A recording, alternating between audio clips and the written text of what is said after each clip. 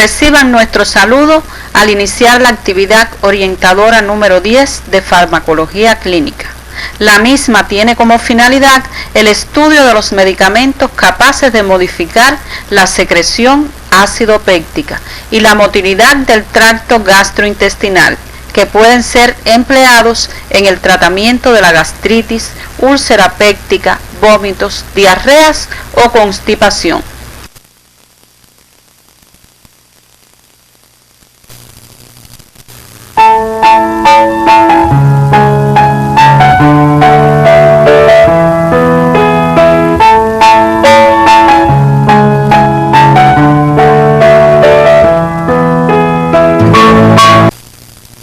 Los objetivos de este tema son explicar el uso de los medicamentos capaces de actuar sobre el sistema digestivo a través de sus características farmacodinámicas, farmacocinéticas, efectos indeseables e interacciones medicamentosas. Seleccionar el medicamento de elección para el tratamiento de la úlcera péptica a partir de sus características farmacológicas. Identificar los principales usos de laxantes, antidiarreicos y antieméticos en la práctica médica, partiendo de su mecanismo de acción.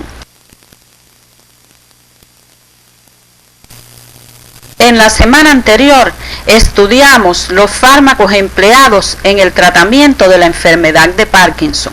Conocimos que la levodopa es el fármaco más eficaz en la enfermedad y que para su correcta utilización es necesario el dominio de sus propiedades farmacológicas y de las necesidades de cada paciente. También abordamos las características de las adicciones más frecuentes y la importancia de evitarlas por su negativa repercusión en el individuo, la familia y la comunidad. La esofagitis por reflujo, ulceración gastroduodenal y la gastropatía por antiinflamatorios no esteroideos se engloban bajo la denominación de enfermedades relacionadas con el ácido, ya que están caracterizadas por la aparición de lesiones úlcero-erosivas en las porciones de la mucosa digestiva bañadas por el ácido gástrico.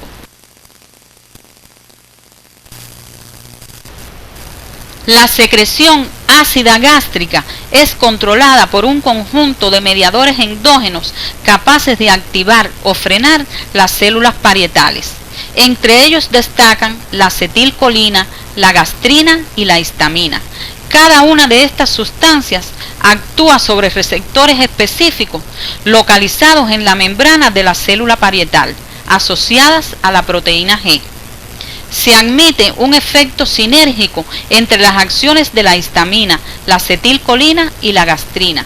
Esta potenciación está causada por la interacción de los dos sistemas de transducción, el calcio y el AMP cíclico, lo que conlleva a la activación de la ATPasa localizada en las células parietales de la mucosa gástrica y que promueve el intercambio entre el potasio y el hidrógeno, aumentando así la concentración de iones hidrógenos en el tubo digestivo. En la etiopatogenia de la enfermedad ulcerosa se invoca un desbalance entre factores agresivos para la mucosa gastroduodenal y los mecanismos locales de defensa. Los mismos son factores protectores como el flujo sanguíneo, secreción de moco y bicarbonato, restitución celular inmediata, capacidad cicatrizante, permeabilidad mucosa a hidrógeno, prostaglandinas E2 y prostaglandinas I2, y factores agresores como secreción ácida gástrica, Helicobacter pylori, ácidos biliares, pexina, antiinflamatorios no esteroideos, café y alcohol.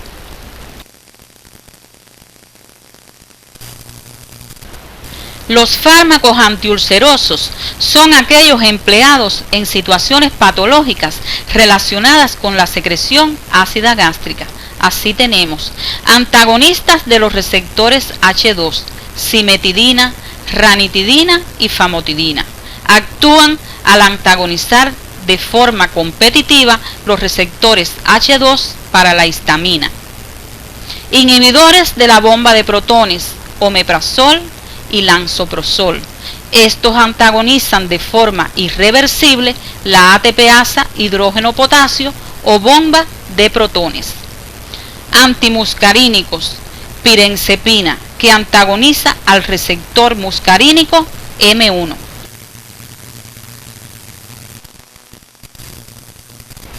Además tenemos a los antiácidos, bicarbonato de sodio, trisilicato de magnesio, hidróxido de aluminio o de magnesio, que actúan por antagonismo químico al neutralizar la acidez del contenido gástrico. Pueden ser promotores de mecanismos de defensa de la mucosa como las prostaglandinas. Protectores de la mucosa gástrica, misoprostol, sales de bismuto y sucralfato.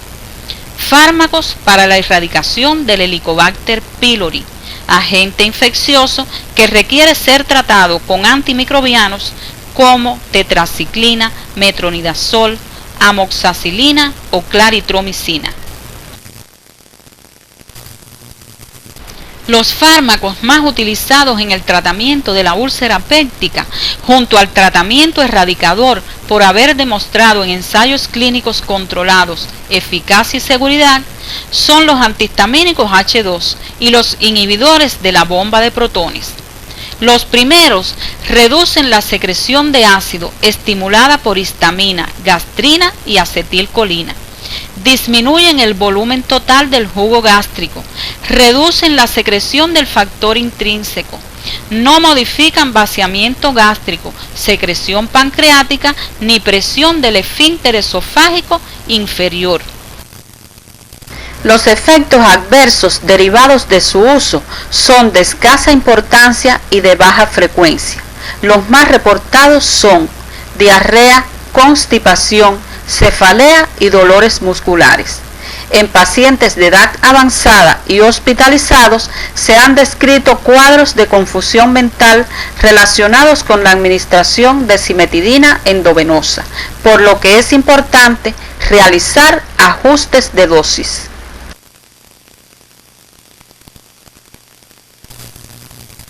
La cimetidina en dosis altas y por tiempo prolongado puede producir galactorrea en las mujeres, ginecomastia, disminución del número de espermatozoides e impotencia en los hombres.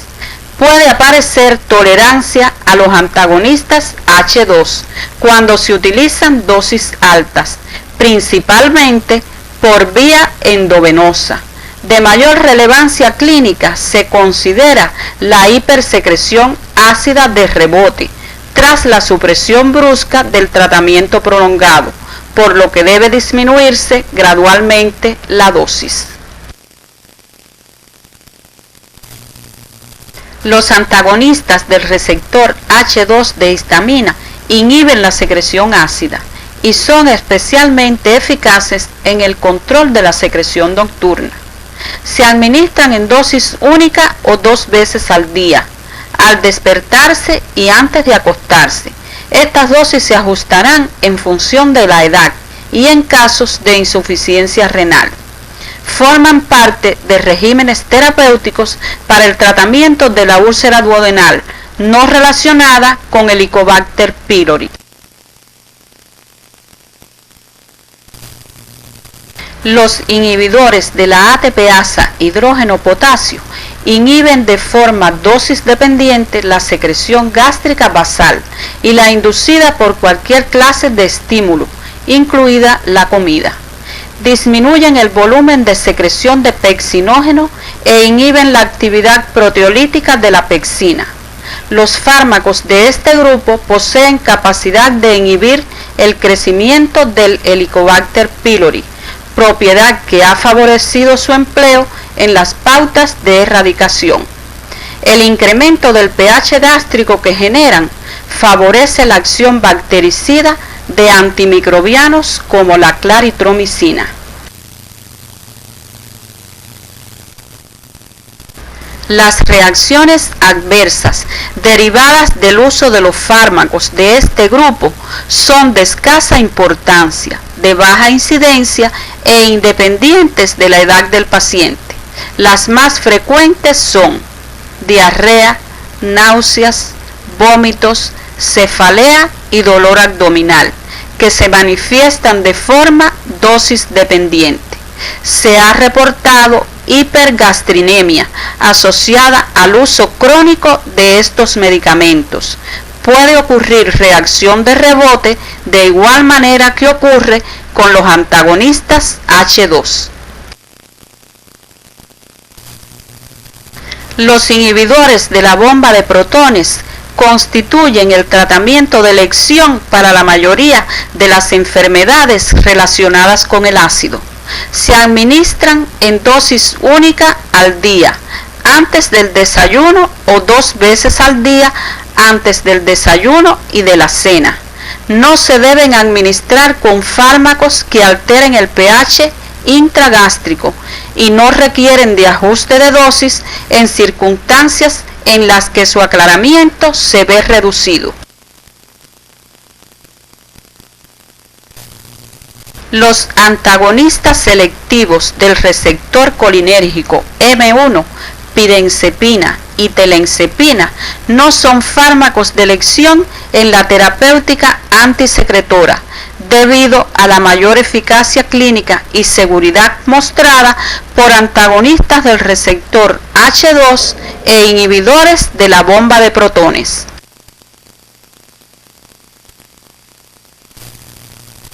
Los antiácidos, aunque han sido desplazados por otros fármacos más efectivos, son todavía ampliamente usados en la práctica clínica, debido a su fácil disponibilidad y al rápido alivio sintomático que inducen.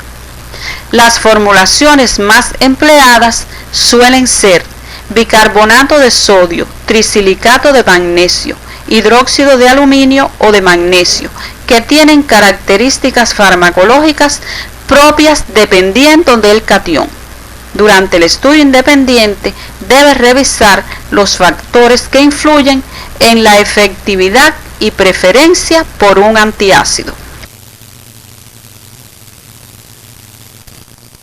Las reacciones adversas de estos fármacos son de escasa relevancia clínica en individuos con función renal normal. Los compuestos de magnesio pueden originar procesos diarreicos, mientras que los que contienen aluminio causan constipación. El bicarbonato de sodio y el carbonato cálcico pueden producir distensión gástrica, aerogastria, náuseas y flatulencia.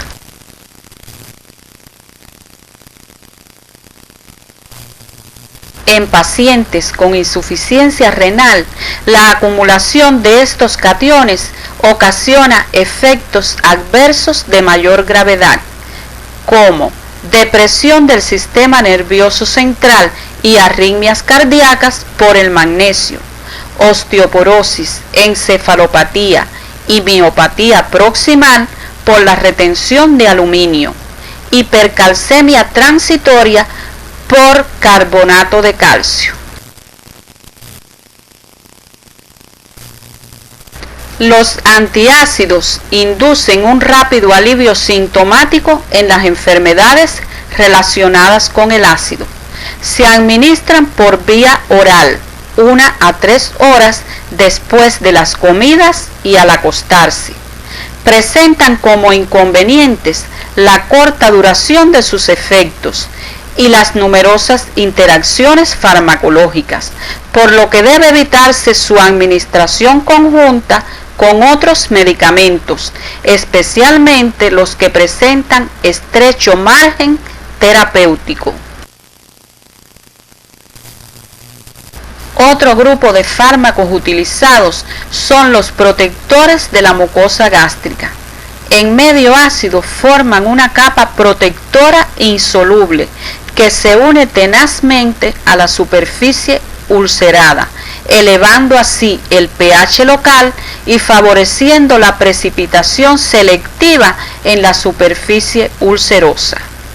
Los compuestos de bismuto tienen una débil acción antimicrobiana para el Helicobacter pylori, que se potencia al combinarlos con antimicrobianos y son utilizados como segunda alternativa en la erradicación de este microorganismo.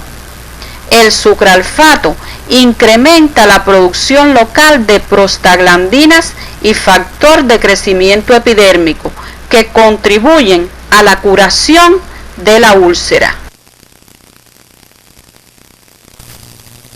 El misoprostol es un análogo sintético de la prostaglandina E1, que reduce la secreción ácida basal y la estimulada por las comidas, ejerciendo un claro efecto citoprotector. A diferencia de otros agentes citoprotectores, el misoprostol induce con frecuencia reacciones adversas, como diarrea y dolor abdominal. Se recomienda para prevenir la gastropatía relacionada con el uso crónico de antiinflamatorios no esteroideos, aunque los inhibidores de la bomba de protones y los antagonistas H2 se consideran más eficaces y mejor tolerados. El Helicobacter pylori desempeña un papel determinante en la etiopatogenia de la úlcera péptica. Se detecta su presencia en más del 90% de los pacientes con úlcera duodenal y en el 80% de los que tienen úlcera gástrica. La erradicación de la infección por Helicobacter pylori favorece la remisión rápida y prolongada de las úlceras. Sin embargo, esta infección es difícil de tratar y se requiere de la combinación de 3 fármacos y un adecuado cumplimiento terapéutico para obtener tasas de erradicación de un 80 a 90%.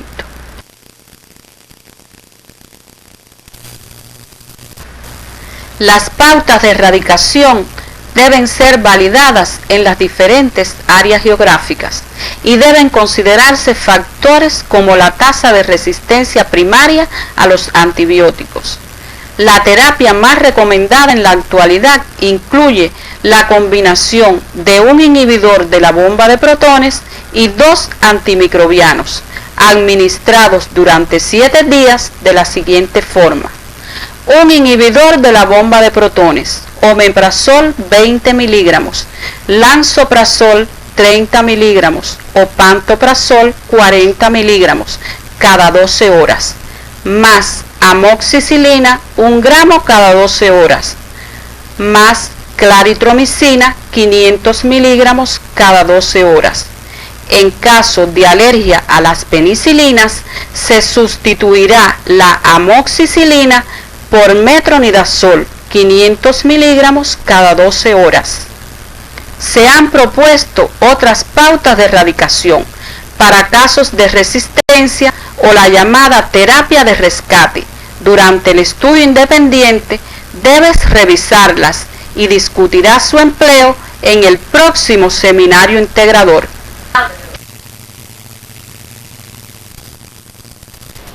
La constipación es un problema clínico frecuente, difícil de definir o de cuantificar, ya que depende en buena parte de los hábitos dietéticos y cultural de una persona. Antes de instaurar la terapéutica se debe determinar la causa que la origina, si la hay. El tratamiento farmacológico es solo un complemento que actúa, por lo general, de manera sintomática. Los fármacos utilizados se denominan laxantes o catárticos. Al estimular la peristalsis de grandes segmentos del intestino delgado o grueso, favorecen la defecación.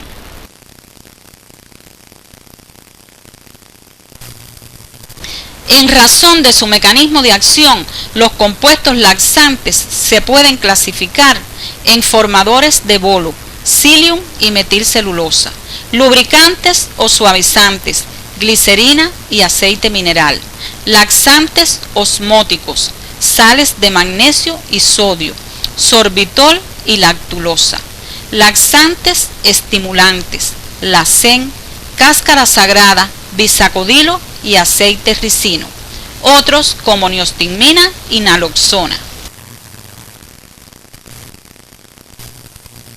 La principal reacción adversa de los laxantes es el abuso. Deben utilizarse por cortos periodos, no más de una semana, ya que el uso crónico puede producir dependencia, flatulencia, dolor de tipo cólico, colitis espástica, alteraciones hidroelectrolíticas como depresión de sodio y potasio y deshidratación, aldosteronismo secundario y mala absorción. Los laxantes no se utilizarán rutinariamente. Recuerda que una dieta equilibrada con una ingesta adecuada de líquidos y fibra puede ser suficiente. Solo se indicarán en situaciones que justifiquen su empleo, como pacientes encamados, pacientes que deben evitar esfuerzos defecatorios, pacientes con hemorroides o fisuras anales, preparación para intervención quirúrgica o exploración radiológica intestinal, estreñimiento por opioides o anticolinérgicos. Las principales indicaciones de los laxantes, según grupos farmacológicos, son formadores de bolo, estreñimiento simple asociado a diverticulosis de colon y embarazo, suavizantes, hemorroides y fisura anal, estimulantes, evacuación intestinal inmediata, preparación quirúrgica y exploración intestinal, fases iniciales después del tratamiento del impacto fecal. Las contraindicaciones más importantes de este grupo farmacológico son dolor abdominal no diagnosticado, enfermedad inflamatoria aguda del intestino, obstrucción intestinal, deshidratación grave y hemorragia rectal. Durante décadas, la terapéutica farmacológica de la diarrea estuvo dirigida a disminuir la motilidad intestinal. En ocasiones se aplicaban también diversos agentes antimicrobianos, pero en la actualidad el objetivo prioritario es restablecer la secreción y absorción y aliviar o tratar las consecuencias hidroelectrolíticas y nutritivas. Solo en segundo lugar, y si la situación del paciente lo aconseja, se indicarán fármacos antidiarreicos y en algunos cuadros específicos se prescribirán los antimicrobianos. Por último, recuerda que la rehidratación oral no suprime o interrumpe la diarrea, pero constituye el elemento terapéutico más importante en el tratamiento de las diarreas agudas.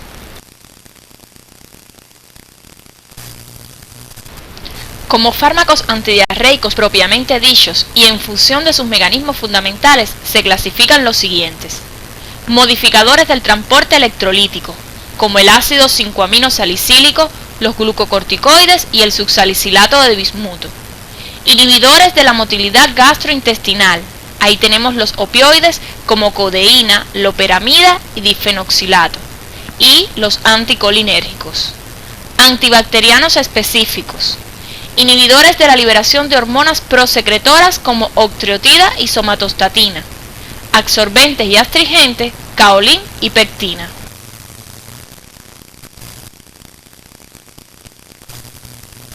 Los opioides pueden provocar reacciones adversas como náuseas, mareos y otros síntomas centrales, dolor abdominal de origen difuso y estreñimiento marcado. En adultos, sus efectos centrales son mínimos, pero en niños pequeños pueden causar cuadros de intoxicación central.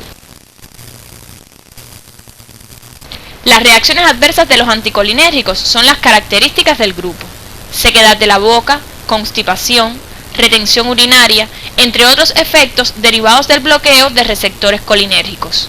En cuanto al succinilcilato de bismuto, deben vigilarse sus posibles efectos secundarios, las reacciones alérgicas y hemorragias gastrointestinales del succinilcilato, la neurotoxicidad del bismuto, y es preferible no utilizarlo en niños. El ácido 5-aminosalicílico y los glucocorticoides son los fármacos de elección en la enfermedad inflamatoria crónica idiopática.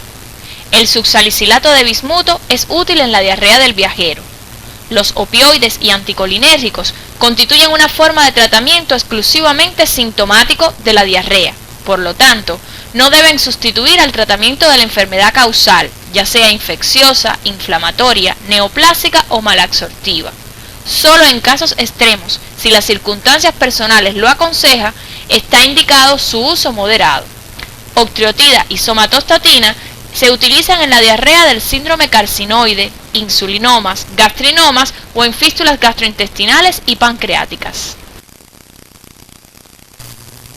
De forma general, se contraindica el uso de los antidiarreicos en los niños, y los opioides se evitarán además en las exacerbaciones de la colitis ulcerosa y la enfermedad de Crohn. El vómito es un complejo proceso de naturaleza preferentemente refleja, que puede ser desencadenado por diversos estímulos, periféricos como la estimulación del istmo de las fauces o la irritación tóxica, centrales como la excitación del centro del vómito, tumores o meningitis.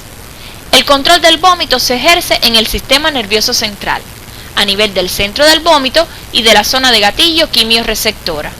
Son varios los neurotransmisores implicados en la producción del vómito, dentro de los que se encuentran acetilcolina, histamina, 5-hidroxitriptamina o serotonina y la dopamina. Teniendo en cuenta la explicación anterior, los fármacos antieméticos se clasifican en antagonistas de receptores dopaminérgicos D2, benzamidas sustituidas como la metoclopramida, butirofenonas como droperidol y domperidona, fenotiacinas como la prometacina. Antagonistas de receptores para la serotonina 5-HT3, ondansetrón y granisetrón. Otros, como los esteroides, la dexametasona, las benzodiazepinas como el lorazepam, los cannabinoides como la nabilona y antihistamínicos H1 como el dimenhidrinato. La metoclopramida es una benzamida prototipo de los fármacos antieméticos y proquinéticos, que puede provocar reacciones adversas como inquietud, mareo, insomnio, ansiedad frecuente en ancianos, efectos extrapiramidales como distonía y parkinsonismo, y otros efectos como galactorrea, ginecomastia, impotencia y trastornos menstruales. Los antagonistas 5-HT3 como el ondansetrón son generalmente bien tolerados y poseen un excelente perfil de seguridad. Se han reportado reacciones adversas como cefalea, mareos, estreñimientos y sensación de fatiga, pero dadas las situaciones en que se emplea, es difícil relacionar alguno de estos síntomas con el fármaco. Se recomienda no administrar a pacientes con QT prolongado. A dosis convencionales, la metoclopramida suele controlar los vómitos del postoperatorio, los relacionados con diversos procesos digestivos agudos, los que acompañan a los ataques de migraña, donde puede ser de elección por facilitar el tránsito gástrico, y los causados por fármacos como los opioides, digitálicos o la tiofilina, a dosis elevadas en los vómitos secundarios a citostáticos.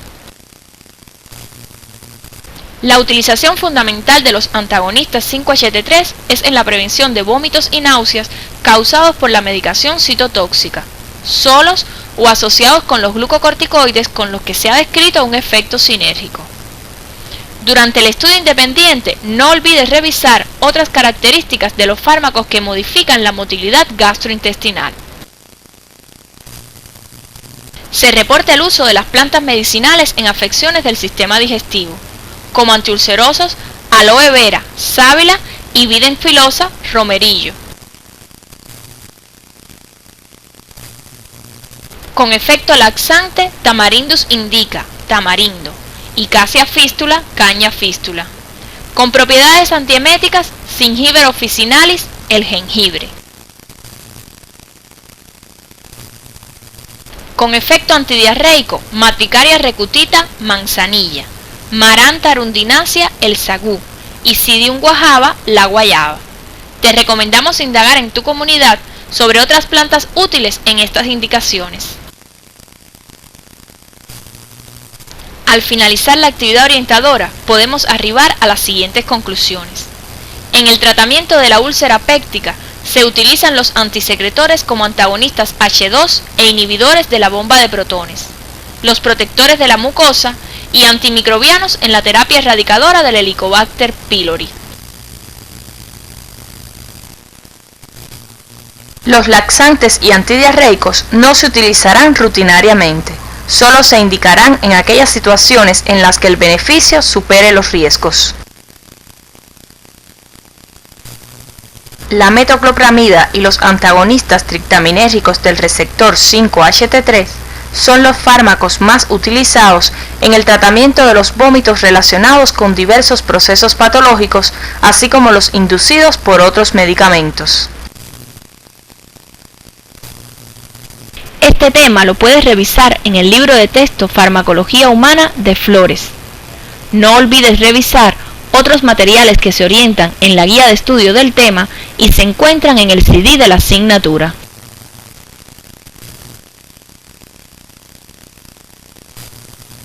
En la próxima actividad orientadora, continuaremos el estudio de los medicamentos que actúan sobre el sistema digestivo. Haremos referencia a las alternativas terapéuticas disponibles para el tratamiento de la enfermedad inflamatoria intestinal y a los criterios de utilización de fármacos en las enfermedades hepáticas.